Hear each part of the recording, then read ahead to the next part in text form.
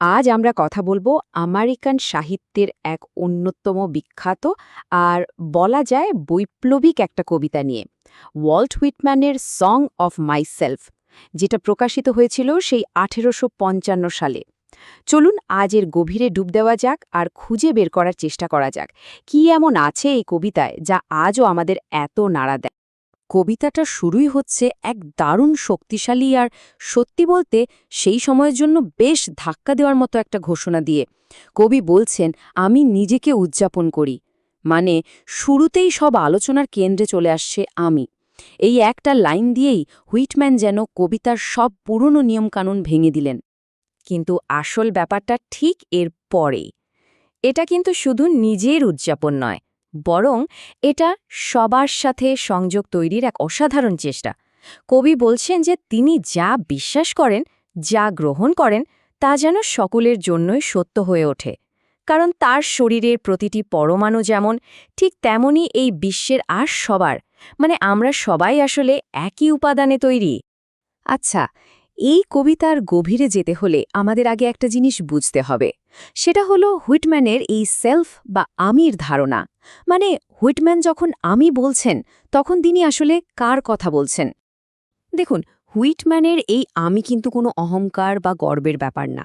ব্যাপারটা ঠিক তার উল্টো। এটা হলো নিজের ভেতরের সত্তার মধ্যে দিয়ে এই বিশাল মহাবিশ্বের ঐশ্বরিক আর গণতান্ত্রিক রূপটাকে খুঁজে বের করার একটা চেষ্টা। তিনি যেন নিজের চোখের মধ্যে দিয়েই পুরো দুনিয়াকে, দুনিয়ার প্রত্যেকটা মানুষকে দেখছেন। আর এই ভাবনাগুলোই আমাদের নিয়ে আসে কবিতার একেবারে মূল কিছু প্রশ্নের কাছে। যেমন, মানুষ আসলে কি? আমার পরিচয় কি? আমাদের সবার পরিচয় বা কি? বলা যেতে পারে আমাদের আজকের এই আলোচনাটা এই প্রশ্নগুলোরই উত্তর খোঁজার একটা চেষ্টা। আর এই যাত্রায় আমাদের পথ দেখাবেন হুইটম্যান নিজেই। তো প্রশ্ন হলো, এই যে সার্বজনীন সত্তার কথা আমরা বলছি, এটাকে খুঁজে বের করার উপায়টা কি? হুইটম্যানের উত্তরটা কিন্তু বেশ অন্যরকম। তিনি বলছেন, পুরনো বই পড়ে বা অন্যের বক্তৃতা শুনে সত্য খুঁজে পাওয়া যাবে না।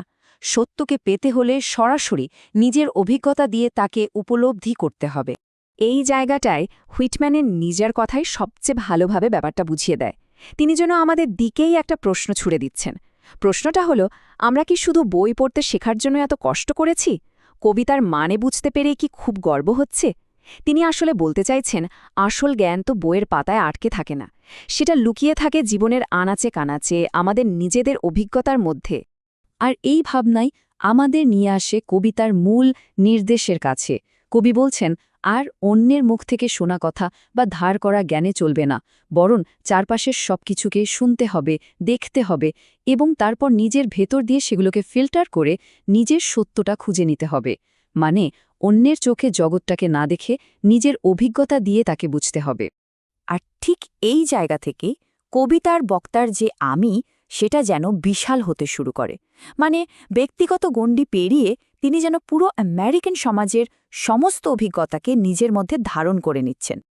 এখানেই আসে সেই বিখ্যাত লাইনটা, আমি কি স্ববিরোধী?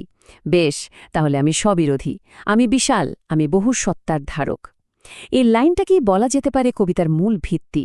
হুইটম্যান আসলে বোঝাতে চাইছেন যে মানুষের জীবনটা তো সহজ সরল না, বেশ জটিল আর অনেক সময় স্ববিরোধিতায় ভরা। আর এই বৈচিত্র্যকে মেনে নেওয়ার মধ্যেই কিন্তু জীবনের আসল সৌন্দর্য। আর এই বহু সত্তাকে বোঝানোর জন্য হুইটম্যান একটা দারুণ কৌশল ব্যবহার করেন। তিনি একের পর এক বিভিন্ন পরিচয়ের মানুষের কথা বলে যান। যেমন ধরুন, বৃদ্ধ আর তরুণ, জ্ঞানী আর মূর্খ, উত্তরের মানুষ আর দক্ষিণের মানুষ, এমনকি বন্দী, পতিতা, পলাতক, কৃতদাস থেকে শুরু করে দেশের রাষ্ট্রপতি পর্যন্ত কেউ বাদ নেই। এই যে তালিকা, এর মাধ্যমে তিনি সমাজের প্রত্যেকটা মানুষকে, তাদের অবস্থান যাই হোক না কেন, সম্মান দিচ্ছেন। এটা এক কথায় এক বৈপ্লবিক সহানুভূতি। তবে এই যে নিজেকে সবার মধ্যে ছড়িয়ে দেওয়া, এটা কিন্তু শুধু একটা বুদ্ধির খেলা না। এটা আসলে মানুষের জীবনের আনন্দ আর কষ্ট, এই দুয়ের গভীরে ডুব দেওয়ার একটা চেষ্টা। আর সহানুভূতির চূড়ান্ত রূপটা আমরা দেখতে পাই যখন তিনি বলেন, আমি আহত ব্যক্তিকে জিজ্ঞাসা করি না সে কেমন অনুভব করছে, আমি নিজেই সেই আহত ব্যক্তি হয়ে যাই। ভাবা যায়, তিনি শুধু অন্যের কষ্টটা বুঝছেন না, তিনি নিজেই সেই কষ্টটা অনুভব করছেন, নিজেই সেই আহত মানুষটা হয়ে উঠছেন। এর চেয়ে বড় সহানুভূতির প্রকাশ আর কি হতে পারে? উইটম্যানের আরও একটা বৈপ্লবিক ধারণা ছিল শরীর আর আত্মাকে নিয়ে। তিনি বলছেন, আত্মা শরীরের চেয়ে বড় কিছু নয়, আবার শরীরও আত্মার চেয়ে বড় কিছু নয়। দুটোই সমান গুরুত্বপূর্ণ আর অবিচ্ছেদ্য। এটা সেই সময়ের জন্য কিন্তু একটা বিশাল ব্যাপার ছিল, কারণ তখন শরীরকে আত্মার চেয়ে অনেক তুচ্ছ বলে মনে করা হতো।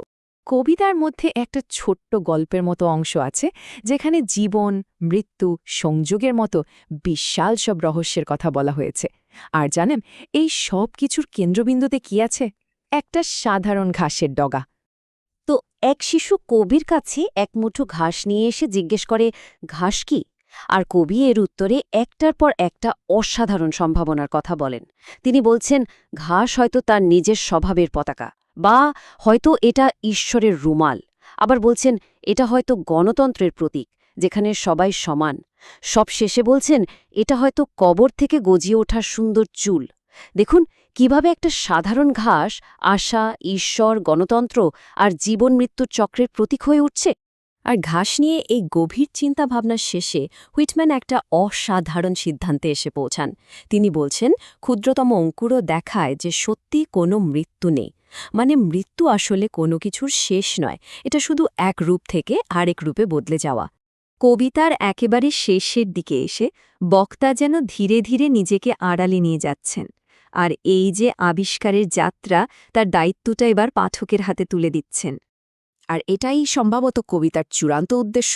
হুইটম্যান বলছেন, আমি নই, অন্য কেউ নয়, এই পথে চলতে পারে। নিজেকেই এই পথ ভ্রমণ করতে হবে। তিনি যেন বলছেন, এই জ্ঞান আরোহণের পথে প্রত্যেককে একাই চলতে হয়। এখানে তিনি আর শিক্ষক নন, তিনি হয়ে উঠেছেন একজন পথপ্রদর্শক। এখান থেকেই শুরু হচ্ছে কবিতার সেই বিখ্যাত শেষ লাইনগুলো, যা আমাদের লেগে থাকার, হাল না ছাড়ার কথা বলে। তিনি বলছেন, প্রথমে আমাকে খুঁজে পেতে ব্যর্থ হলে উৎসাহিত থেকো। এরপর তিনি আরও বলছেন, এক জায়গায় আমাকে না পেলে অন্য জায়গায় খোঁজ করো। এই কথাগুলোর মধ্যে দিয়ে একটা ভরসা তৈরি হয়, তাই না? মনে হয় কবির সত্তা যেন প্রকৃতির সবখানে ছড়িয়ে আছে, শুধু আমাদের খুঁজে নেওয়ার অপেক্ষা। আর সব শেষে আসে সেই অসাধারণ অন্তরঙ্গ লাইনটা, আমি কোথাও থেমে আছি, তোমার জন্য অপেক্ষা করছি। ব্যাস, এই একটা লাইনে পুরো কবিতাটা আর শুধু একটা আত্মভাষণ থাকে না, এটা হয়ে ওঠে এক ব্যক্তিগত আমন্ত্রণ, একটা সংযোগ যা এতগুলো বছর পরেও একটুও পুরনো হয়নি। শেষ পর্যন্ত হুইটম্যানের এই বিশাল কবিতাটা কিন্তু আমাদের প্রত্যেকের সামনেই একটা আয়না তুলে ধরে। প্রশ্নটা আর হুইটম্যানকে নিয়ে থাকে না, প্রশ্নটা হয়ে যায় আমাদের নিজেদেরকে নিয়ে।